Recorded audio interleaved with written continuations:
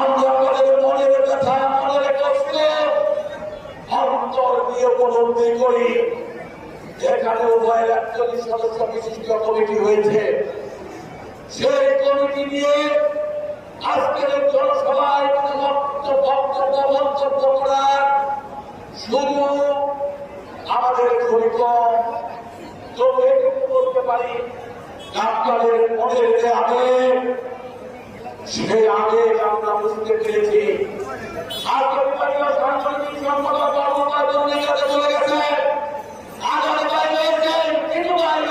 তিনজনে আমাদের নেতা আপনাদের নিয়ে কালিয়াপুরে এসে যেই কর্মীরা জেলে খেটেছে, যেই কর্মীরা তার হাতে হ্যান্ডকাপ করে বাইরে জায়গা বলেছে, যেই কর্মীরা মাসের পর মাস জেলে খেটেছে, যেই কর্মীরা নির্যাতিত হয়েছে, গুলি খেয়েছে, তাদের কথা শোনা কিন্তু